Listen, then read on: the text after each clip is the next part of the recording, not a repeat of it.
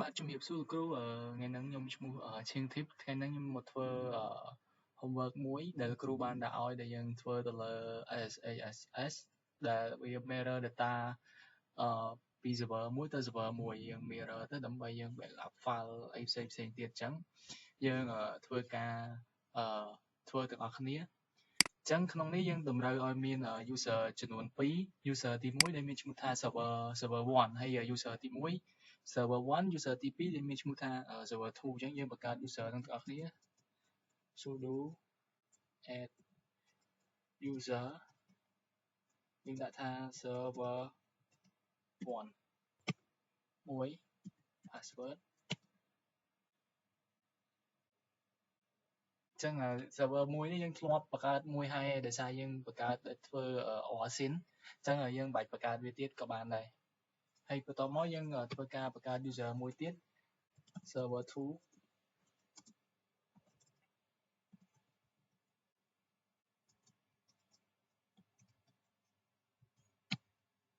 server 2នេះក៏ខ្ញុំបានបង្កើតរួចដែរអញ្ចឹងយើងធ្វើការ log ចូល user មួយទាំងអស់គ្នា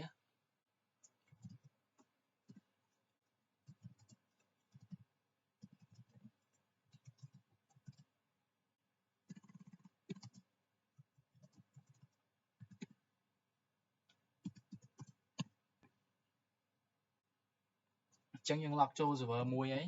ញ្ចឹងយើងបើក git bash មួយទៀតយើង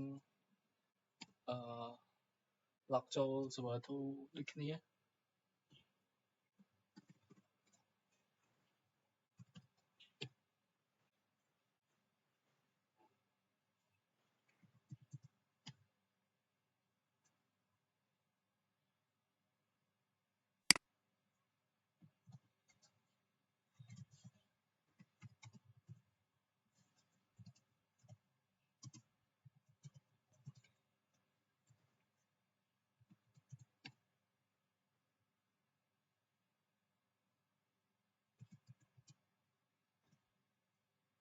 អញ្ចឹងយើង log ចូល server 2ហើយនេះ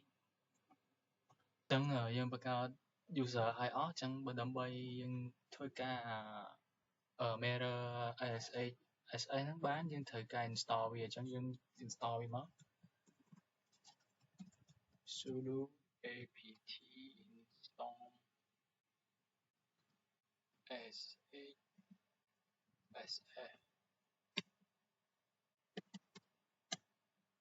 អញ្ចឹងយើងចាប់តាម install វាមកអញ្ចឹងនេះយើង install វាបានហើយ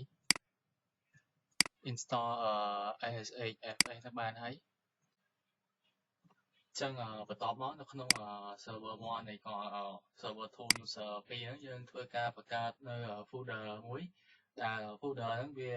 ឈ្មោះ folder data អញ្ចឹងយើងធ្វើការបង្កើតមក mkdir data អញ្ចឹងយើង ls បើមាន folder data បន្ទាប់មកយើង set permission ឲ្យវាយើងដាក់ chmod 777 data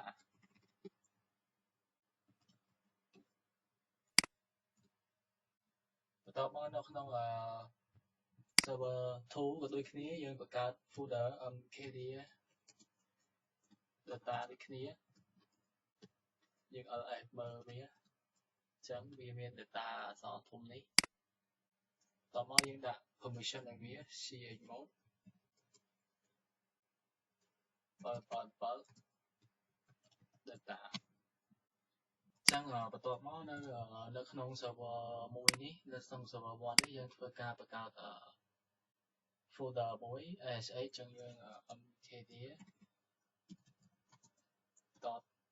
.sh អញ្ចឹងយើងចូលទៅក្នុង sh ហ្នឹងមក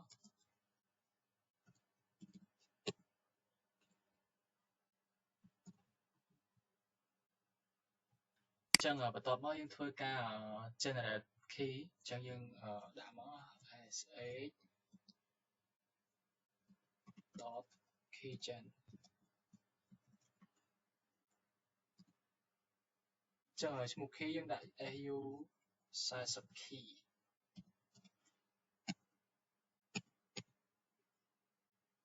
យើង generate ហើយយើងឲ្យវាមើលមើលថាវាមាន key ហ្នឹងមកនេះ key ដែលយើង generate មុនហ្នឹងមកហើយចឹងបន្ទាប់ពីយើងបាន generate key ហើយចឹងយើងធ្វើការរុញ key ហ្នឹងទៅឲ្យ server 2ចឹងយើងធ្វើការរុញ key ហ្នឹងទៅ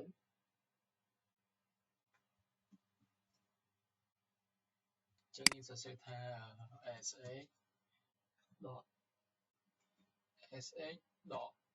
sh.copy .i key យើងមិញហ្នឹងយើងឈ្មោះថា au40 key .pub ហើយយើងហុញទៅឲ្យ server 2 server 2ដែលមាន IP 192.168.91.200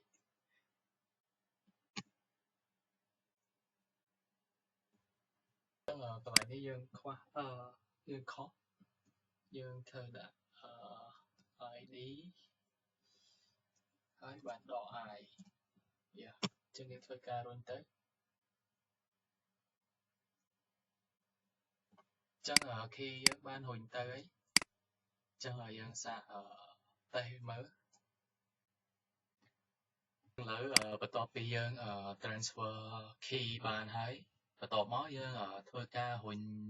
យើងចាប់ផ្ដើមធ្វើការ transfer data អញ្ចឹង transfer data យើងចេញពី SH មក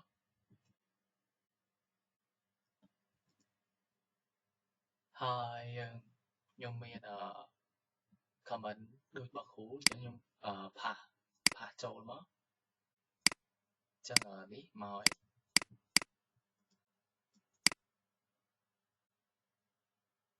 បន្ទាប់មកយើងធ្វើការកែមួយចំនួនអញ្ចឹងយើងកែកន្លែងនេះវា main key របស់យើងឈ្មោះថា au40 key អញ្ចឹងយើងដាក់ au40 key មក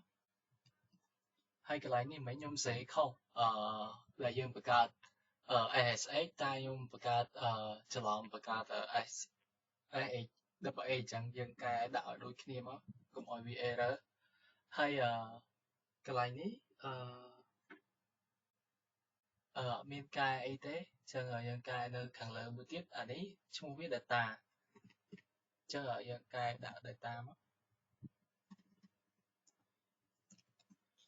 ហើយនៅក្នុងវានៅក្នុង home ក្នុង server 1អញ្ចឹងយើងដាក់ home/server 1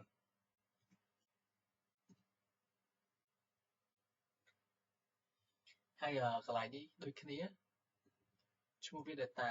អញ្ចឹងយើងលុបវាមក data ហើយវានៅក្នុង home server 2នៅក្នុង home នៅក្នុង server 2យើងមាន2 server ហ្នឹងហើយយើងកែ IP ត្រូវមក IP របស់ខ្ញុំមិញ 192.168.91.200 នៅក្នុង server 2នេះ IP របស់ខ្ញុំអញ្ចឹងយើងកែវាត្រូវមក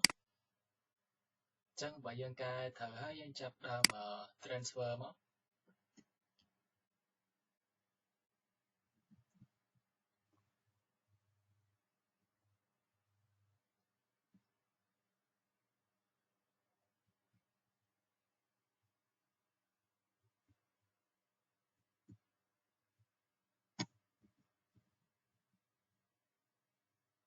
អញ្ចឹងនេះយើងចាប់ដើម transfer ទៅហើយតែយើងអត់មាន file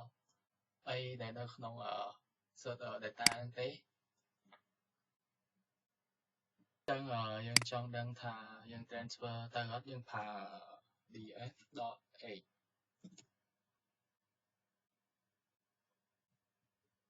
ចឹងខ្ញុំមិន transfer អត់វាផាយវាអត់ទៅវា error អីមួយចឹងខ្ញុំកែ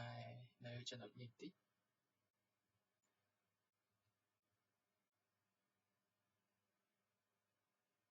វាខុសបែរជា error កន្លែងនេះចឹងខ្ញុំកែវាត្រូវ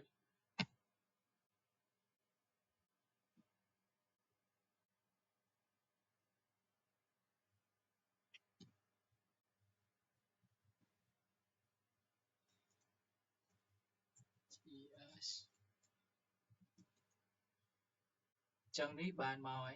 យើងបានtransfer វារួចរាល់ហើយចឹងពេលយើង transfer ហើយយើងសាក test មើលយើង test មើលនៅក្នុង folder data នេះយើង test មើលថាបើពេលយើងបង្កើត directory ទៅនៅក្នុង server 1ហ្នឹងយើងមានdirectory ហ្នឹងដែរអត់បើវា mirror គ្នាហើយអញ្ចឹងបើវា mirror គ្នាហើយបើសិនជានៅក្នុង server 2នេះ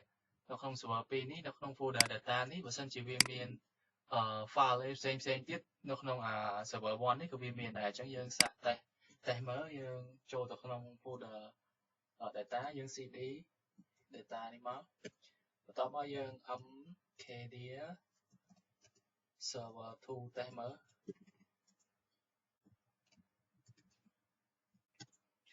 អញ្ចឹងយើងសាកចូលទៅក្នុង server 1នេះយើងចង់ដឹងថាវានៅក្នុង data ហ្នឹងវាមានserver 2ដែលយើង create នៅក្នុង server 2ហ្នឹងវាមានចូលមកក្នុង server 1នេះអត់យើងអត់អាចមើលនេះវាមកហើយអញ្ចឹងបើសិនជាវាមកហើយបើសិនជាយើងបង្កើតfile directory មួយនៅក្នុង server មួយនេះនៅក្នុង server 2ក៏មានដែរអញ្ចឹងយើងសាក test មើលយើង mkdir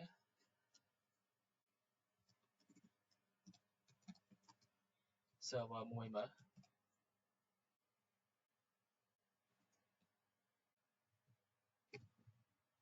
ញ្ចឹងយើងសាកត ls មើលនៅក្នុង server 2មួយវាមានអត់អញ្ចឹងនេះវាមកដូចគ្នា